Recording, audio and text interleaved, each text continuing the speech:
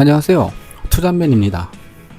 오늘은 제가 임대할 목적으로 새로 구입한 6번째 주택을 소개하는 영상을 준비해 보았어요.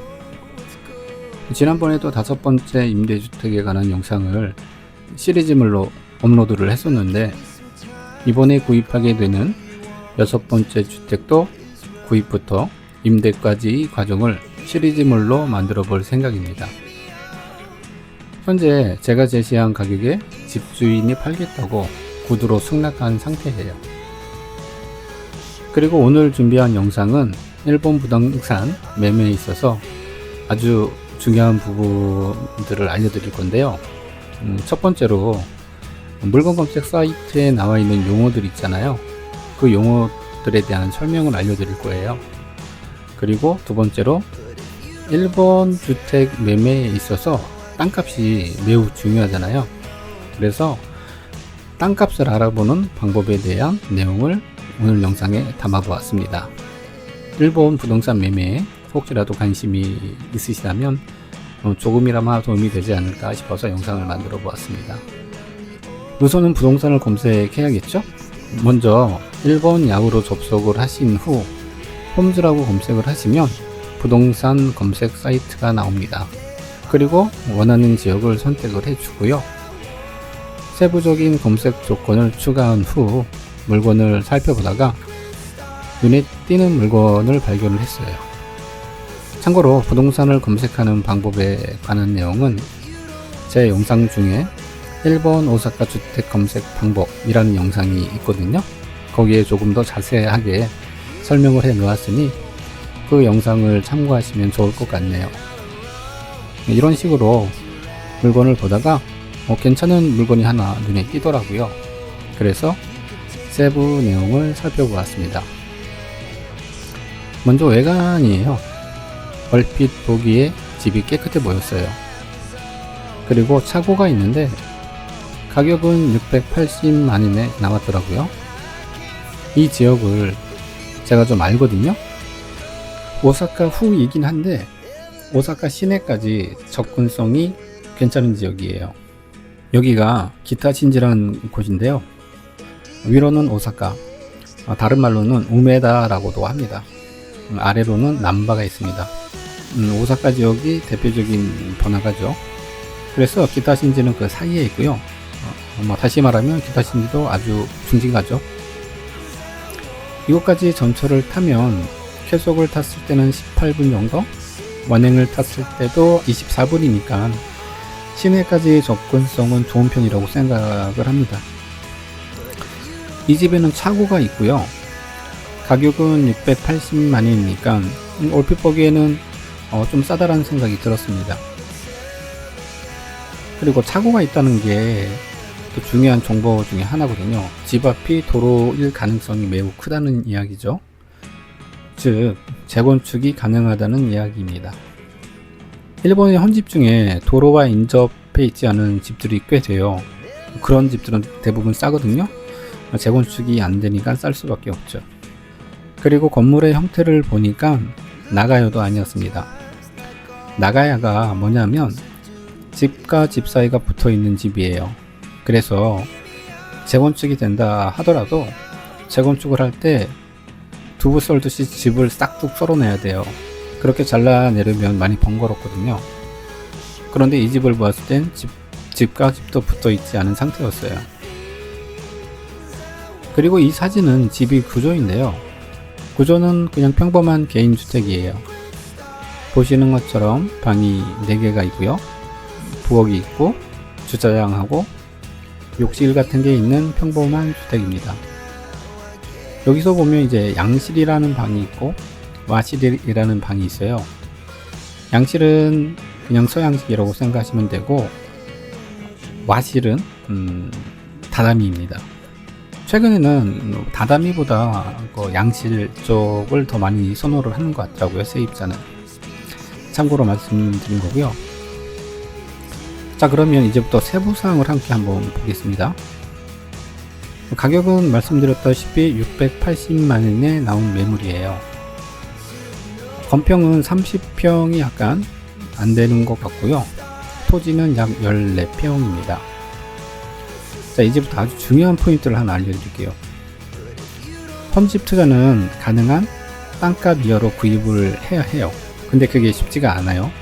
저는 땅값 근처만 돼도 괜찮다고 판단을 해요. 그래서 땅값을 알아보는 게 되게 중요해요. 일본에서는 노선가라고 이야기를 하는데 상속세를 부과하는 기준이에요. 실거래가의 70에서 80% 정도 수준이라고 생각하시면 무난할 것 같고요. 이 사진은 제가 노선가를 설명해 드리기 위해서 부동산 사이트에 나와 있는 땅을 한번 찾아봤어요. 여기에 1190만 원이라고 매물이 나와 있네요. 주소가 나와 있더라고요. 그래서 노선가를 검색해 봤습니다. 여기에 빨간색 플러스 기호가 보일 거예요. 이게 땅의 위치예요. 그리고 그 앞에 숫자가 105라고 적혀 있는데 이게 노선가예요. 그래서 토지 면적의 노선가를 곱하니까 525만 원이 나오네요. 그런데 매매가는 1190만 원입니다. 노선가의 2배 이상을 매매 가격으로 책정을 한 거죠. 그런데 이 땅은 부동산 소유업자의 땅인 것 같아요. 부동산 소유업자가 이 가격에 내놓아도 사는 사람이 있다고 판단을 한 겁니다. 왜냐하면 부동산 업자는 비슷한 지역에 다른 땅값의 매매 이력을 봐요. 그래서 이 정도 가격을 붙여도 팔릴 수 있겠다라는 생각이 있으니까 이 정도 가격으로 땅값을 매긴 거예요. 그래서 단독을 투자할 때 이 노선가를 알아보는 것은 정말 기본 중에 기본이에요. 그러면 이 노선가는 어떻게 검색하는지 검색하는 방법을 알려드릴게요. 우선 1번 야후로 접속을 해주세요. 그리고 로센가라고 검색어를 입력해 주세요. 제가 주로 보는 곳은 전국 지가 맵이라는 곳을 이용합니다. 그러면 사이트로 이동을 하고요. 여기에서 상속세 노선가 등을 클릭해 주세요. 여기에서 동의한다를 눌러주세요. 이게 무슨 뜻이냐면 이 정보를 참고해서 손해를 보시더라도 책임지지 않겠습니다 라는 이야기예요. 로그인 하는 것도 아니니까 동의한다를 눌러주시면 됩니다. 그리고 이쪽에 주소를 입력해 주세요. 찾고 싶은 주택의 주소를 다음과 같이 입력을 합니다. 오사카시, 오사카쿠, 오사카초 111. 이런 주소는 실제 없어요. 제가 예를 들어서 이런 식으로 입력한다 라고 이제 보여드리는 거예요. 그런 다음에 검색을 누르시면 이런 화면으로 이동을 하게 될 거예요. 실제로 지금 여기 보이는 게 이번에 구입하는 주택의 노선가입니다. 여기 빨간색 십자가가 제가 구입한 주택의 위치고요. 110 라인에 걸쳐 있다는 것을 확인할 수가 있어요. 그러면 땅의 면적이 46.86 제곱미터니까 여기에다가 11.0을 곱해줍니다. 그러면 약 515만원 정도가 노선가가 돼요. 여기에 제가 30%만 더 얹도록 할게요. 이게 실제 매매가가 될 가능성이 있기 때문입니다. 그러면 515 곱하기 1.3을 하면 약 670만원 정도가 됩니다. 이제 퍼즐이 조금 완성이 돼요. 결국 집주인 입장에서 건축한 지 40년 된 집인데 땅값만 받겠다라는 의도인 것 같아요. 680만원에 나왔으니까요. 그런데 여기서 주의할 점이 하나 있어요. 노선가의 기준은 사라치라고 하는데요. 공토일 때를 기준으로 합니다. 집이 없을 때를 기준으로 한다는 이야기예요. 건물을 철거한 후의 상태가 되기 때문에 실제 부동산 업자들은 이런 건물을 300만원에서 400만원 사이 정도 구입을 해요. 왜냐하면 땅값은 공토일 경우인데 40년 이상 된 집이니까 이걸 철거하는 가격을 빼야 된다. 그런 이유로 이렇게 싸게 구입을 합니다. 실제로 이런 집을 철거하는 데는 150만원에서 200만원 정도 든다고 보시면 돼요. 이런 식으로 부동산 업자는 더 싸게 구입을 하죠. 그런데 저는 이 집을 600만원에 구입을 하기로 했어요. 사실 저도 300만원에서 400만원대 이런 집을 구입하고 싶은데 이렇게 싸게 넣는 부동산 업자가 사서 저한테는 기회가 오질 않습니다. 자, 그러면 제가 이 주택을 600만원에 구입을 한 건데 로송가보다는 조금 더 주고 사는 셈이 되죠. 그런데 뭐 철거를 한다든가 뭐 이런 식으로 하면 돈이 더 많이 들겠죠. 그런데 저는 이제 당장 팔 생각이 아니에요. 월세를 줘서 이득이 나는 시점 대충 이제 말씀드린다면, 이 집을 갖고 4, 5년 정도 월세를 받는다고 가정을 하면 그때가 이제 손익분기점이 돼요. 그리고 10년 동안 이 집을 보유하면서 월세를 받는다면 제가 투자한 금액에 더블이 된다는 계산이 나오더라고요. 그런데 아직은 제가 이제 리모델링 하는 비용이 얼마나 들지 확실하게 알 수가 없어서 6번째 임대주택 시리즈의 말미가 돼야 정확한 수익률 미리 예상이 될 것 같습니다.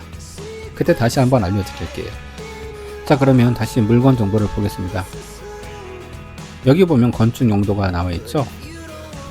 이것도 저에게는 아주 중요한 정보 중에 하나예요.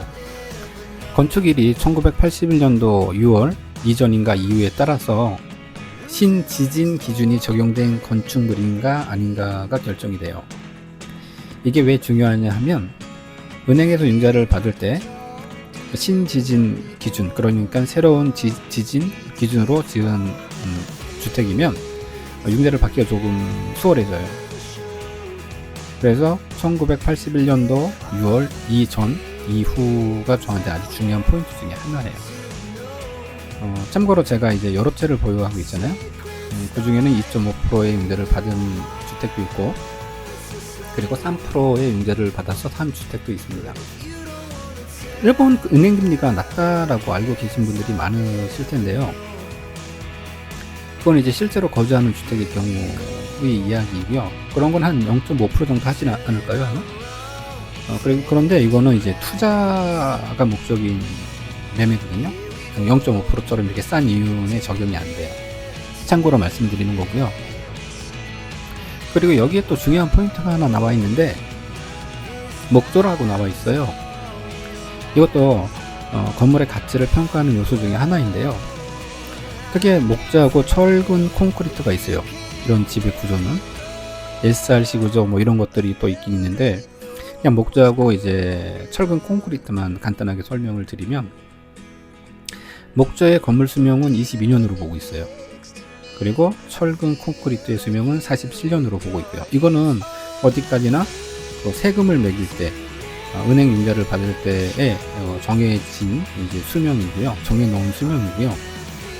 실제로 100년 이상 된 목조 건물도 많이 있어요. 실제 수명이 아니라 어디까지나 이제 세금이나 융자를 받을 때 기준이 되는 수명이에요. 그렇기 때문에 융자를 이제 목적으로 한다면, 목재의 경우는 22년이 안 된 주택을 구입하는 게 융자를 받을 건 편하죠. 그리고 여기 도로에 대한 정보가 나와 있습니다. 이것도 되게 중요해요. 집 앞의 도로가 6.2m로 나와 있습니다. 이게 무슨 이야기냐면, 사진을 보시면 이 넓이를 이야기하는 거예요. 이게 기본적으로 4m가 넘어야 도로로 인정이 되거든요. 도로로 인정이 돼야 재건축이 가능해요. 그러면 집 앞 도로가 4m가 안 되는 주택은 재건축이 안 되는가? 그렇지는 않아요. 왜냐하면 4m가 안 되더라도 도로로 지정되어 있다면 재건축이 가능합니다. 다만 재건축을 할 때 세트백이라고 4m의 도로를 확보를 해야 되는 의무가 있어요. 그래서 내 땅이 도로로 빠지게 됩니다. 평수가 작아지는 거죠. 실제로 집을 지을 수 있는. 참고로 간단하게 도로인지 아닌지 판단을 하는 방법이 3가지가 있는데요. 먼저 부동산 업자한테 물어보는 방법이 있고요. 아니면 주변 건물 중에 주차가 되어진 주택이 있는지를 확인한다던가, 아니면 살려고 하는 물건에 주차장이 있다던가. 그러면 도로일 확률이 크죠. 그리고 아까처럼 노선가를 알아볼 때 노선가에 대한 정보가 있는지 없는지도 도로인지 아닌지를 이제 판단하는 이제 기준이 돼요. 근데 이 중에서 가장 확실한 방법은 부동산 업자한테 물어보는 게 가장 확실합니다. 그리고 여기에 마구찌라고 나와 있는데요. 7.1m로 나와 있습니다. 사진을 보시면 이 부분을 이야기하는 거고요. 이것도 재건축과 관계가 되는 기준이에요. 이 마구찌가 2m 미만인 주택은 재건축이 안 돼요. 가끔 이 집은 좀 싸네 이렇게 생각하고서 보다가 보면 마구찌가 2m가 안 되는 집이 있더라고요. 이런 이유 때문에 집이 싼 거예요. 그리고 이 집은 집과 집의 간격이 0.5m인데요. 이거는 이제 민법 중에 프라이버시 배려의 개념이 들어가요. 50cm의 간격을 떨어뜨려라. 그런 이제 민법 조항이 있는데, 사실 옆집에서 50cm 안 떨어뜨려도 상관없어요 라고 하면 이거는 이제 50cm를 떨어뜨리지 않고도 지을 수가 있어요. 그리고 여기 보면 세트백은 없다고 나와있죠. 당연하죠. 도로가 6m가 넘는데. 그리고 시가와 지역하고 택지라고 나와 있는데요. 부동산 정보 사이트에서 시가와 지역 또는 택지가 아닌 물건을 오히려 찾기는 힘들 거예요. 기본적으로 부동산 사이트에서 거래되는 주택은 시가와 지역 구역 내 택지일 겁니다. 그리고 용도 지역이 제1 주거 지역으로 나와 있는데요. 이런 용도 지역은 크게 주거 지역, 상업 지역, 공업 지역으로 나뉘어요. 혹시 주택 말고 게스트하우스 같은 거를 생각하시는 분이 계신다면 용도 지역을 잘 확인하셔야 돼요. 그리고 건평률이 60%라고 나와 있네요. 이거는 예를 들어서 100평의 땅이 있다고 가정을 하고 위에서 봤을 때 건물의 크기가 60평을 넘으면 안 된다는 이야기예요. 그리고 용적률이 나오는데요. 이게 무슨 뜻이냐 하면 땅이 100평이에요. 그리고 3층짜리 건물이 있다고 가정을 할게요. 그런데 용적률이 200%예요. 그러면은 1, 3층을 전부 합해서 200평이 넘으면 안 돼요. 그게 용적률 200%라는 의미입니다. 지금 보시는 게 제가 주말에 잠시 들려서 촬영한 주택 영상입니다. 사실 오늘의 내용은 공인중개사 시험에 나올 만한 내용도 많아요. 그래서 좀 지루하셨을 수도 있는데, 기본적으로 중고주택 매매를 생각하신다면 신축도 마찬가지일 거예요. 인터넷에 나온 물건 정보를 보고 어떤 내용인지 이해를 하셔야 도움이 될 것 같다는 생각에 영상을 만들어 보았습니다. 좀 전에 말씀드린 것 같이 지금은 구두 계약만 한 상태고요. 이번 주에 본 계약을 할 예정이에요. 그리고 집을 인도받기까지는 약 한 달 정도가 소요될 듯 합니다. 이번 주택도 변화하는 모습을 제가 시리즈물로 만들 예정이니까 많은 시청 바라고요. 그러면 다음 영상으로 다시 찾아뵙겠습니다. 감사합니다.